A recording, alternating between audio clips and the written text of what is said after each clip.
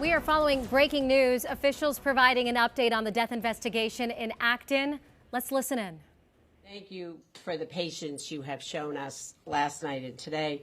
We are here to provide an update on the homicide, the apparent homicide that occurred on Martha Lane yesterday. Many of you know that late last night I was here to ask law enforcement and members of the public to be on the lookout for Arjun Arvind, who was 17 years old. He was, at that point, when I spoke with you, unaccounted for, following the death of several of his family members inside the Acton home.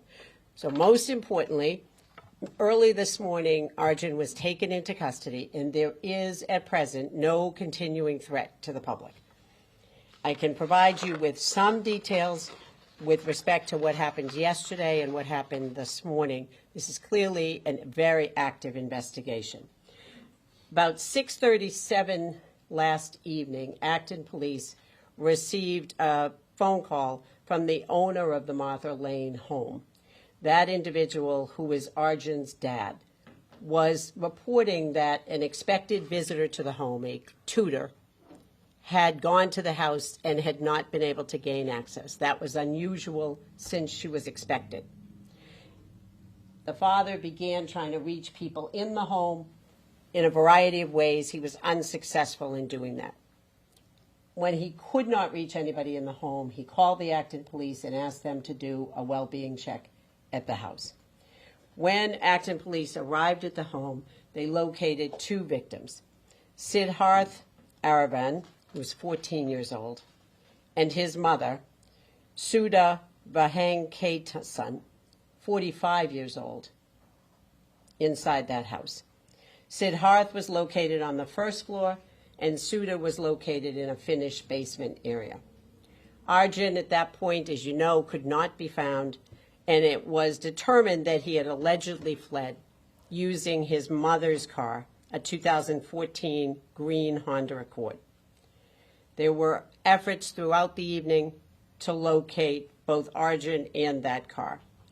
Early this morning, police in Wayland were responding to an unrelated alarm call at a business. When they went into the parking lot on Andrew Avenue, they located that vehicle, which they knew about because of the bolo that had be on the lookout that had been sent out. So they recognized that license plate. And Arjun was inside that car. He was taken into custody by police without incident. The investigation has so far shown that Arjun had recently been demonstrating some concerning behavior, including using the internet and ChatGPT to make searches for theoretical ideas or fantasy stories regarding the killing of his family. We know that Sudha was seen by her husband last when he left for work sometime around 7 a.m. yesterday. Siddharth was seen at a recreational facility, and we know that he returned home to the house shortly after noon yesterday. So the deaths occurred in that particular fairly large window between when dad leaves the home with respect to the mom. That's the last time she is seen, and we know that Siddharth is seen the last time around noontime yesterday when he returns from a recreational activity. Both victims were suffering from obvious trauma, but the exact cause is still pending. We are waiting on a ruling from the Office of the Chief Medical Examiner. We are also waiting as well, and will be coupled with that finding, on the use of weapons or weapons. As a result of what we have learned to date, Arjun Arvind has been charged with 2 counts of murder, 2 counts of assault and battery on a family or household member, 2 counts of assault and battery, use of a vehicle without authority, and theft of a motor vehicle. He will be arraigned on the use without authority and the theft of the motor vehicle this afternoon at Lowell Juvenile Court. That's a closed proceeding. Since the juvenile court does not have jurisdiction over the murder charge, he will be arraigned on the murder and the other charges we expect tomorrow in the Concord District Court. that is a summary of where we are right now. But I think we should all just take a moment and really think about where we are in talking about this. This is an unspeakable tragedy. It is an incredibly dark day, obviously an insurmountable tragedy for the dad in this case. It is a very dark day for this community, for this school system. We know, for instance, there were kids who were at that recreational facility with Siddharth yesterday and saw him leave around 12 o'clock. We put an enormous weight on our kids. We know the information we've developed about social media. We know that kids will be seeing and reading about this, likely on social media. And we know that it is going to take time for the community to process this, even though, fortunately, the public threat has been abated, but to process this and to start thinking about how we heal and go forward. And as a mother and as the district attorney, I think one lesson from all of this is we should take a minute this afternoon, this evening, about thinking about the people we love, making sure that we're making that known. And to the extent that we have family members who may be alone, and especially dealing with this kind of information, that we make that phone call, make that visit, and share that concern.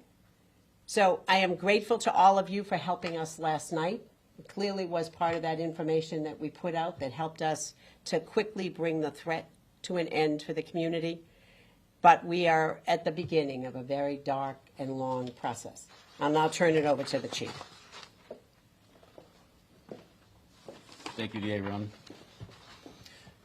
Good afternoon. Douglas Sterniolo, Acting Chief of Police.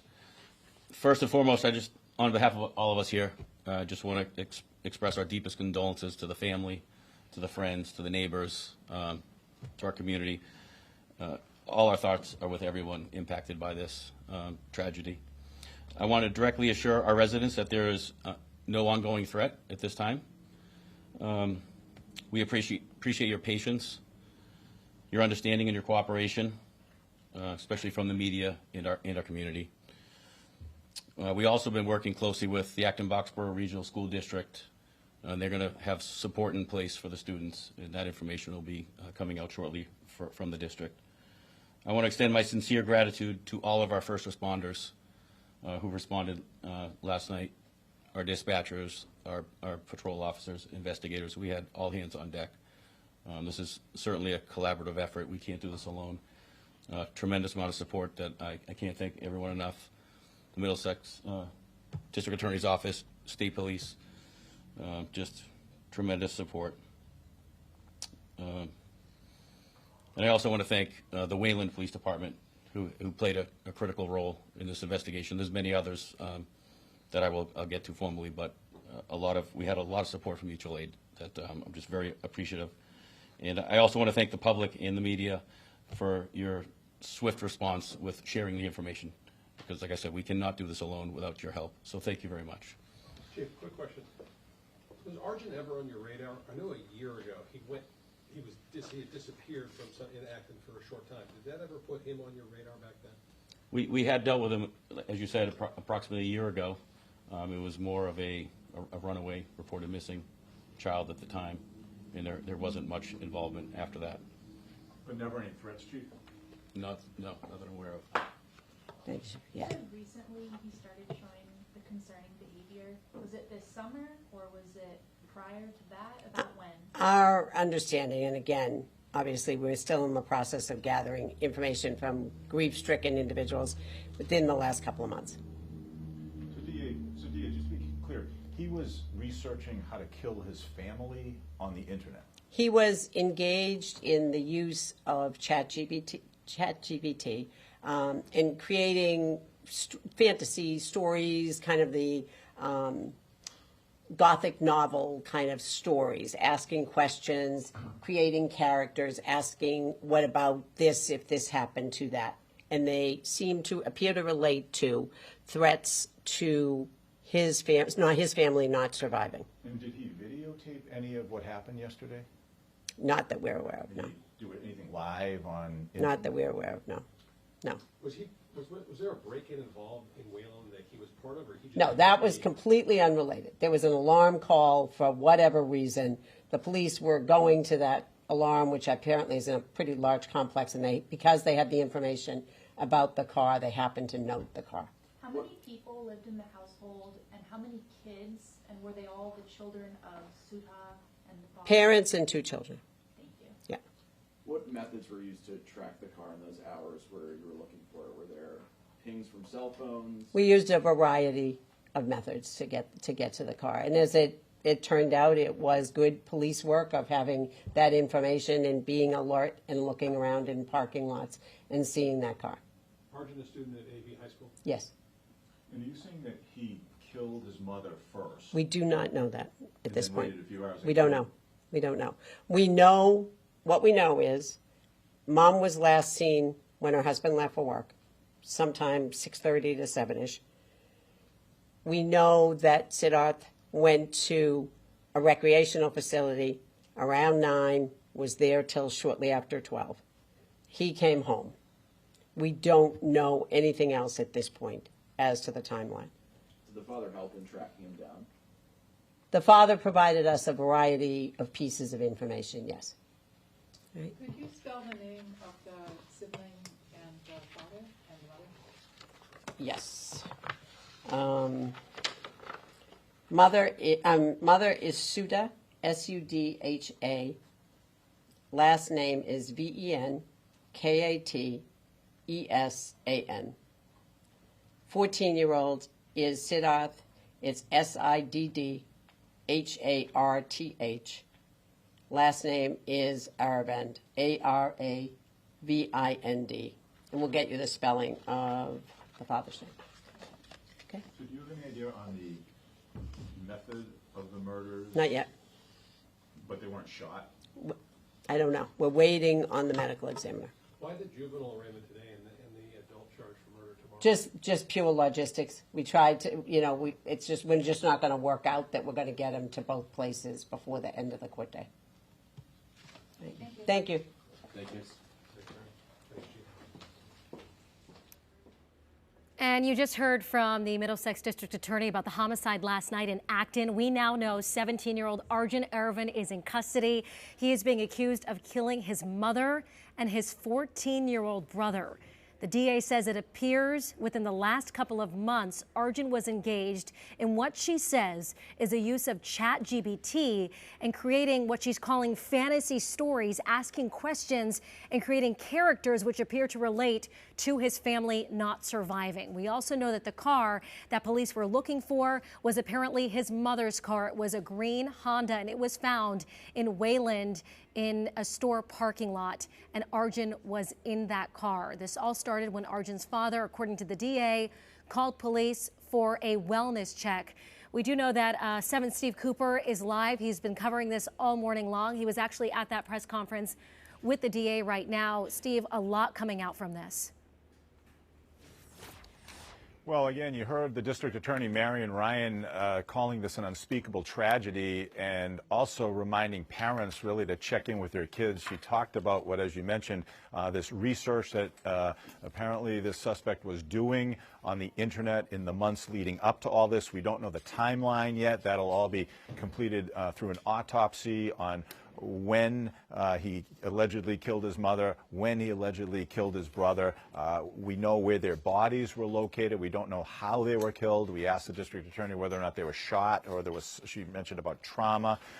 We do know through sources when the suspect was arrested in Wayland just before 4 o'clock this morning, they brought in Bearcats and surrounded that vehicle. Our sources are telling us that they were able to get a closer look at the vehicle, and we're told from our sources that the suspect was actually sleeping in the car. At one point, they finally rapped on the window, and he came out, and that's when they took him into custody. And we now know that he is facing some charges as a juvenile, but more importantly, he's now facing 2 counts of murder as an adult, and he will appear perhaps as early as this afternoon, if not tomorrow, in Concord District Court, where he will be charged as an adult, charged with murder in Massachusetts on 2 counts of murder, one involving his mother, one involving his 14-year-old brother. Steve, thank you so much. And I'll leave you with this. The DA saying, as a mother, and if we take one lesson away from this, we should take a moment about thinking about those we love, making that known, and making that phone call or making that visit. Of course, we'll have more on this breaking story tonight at 4.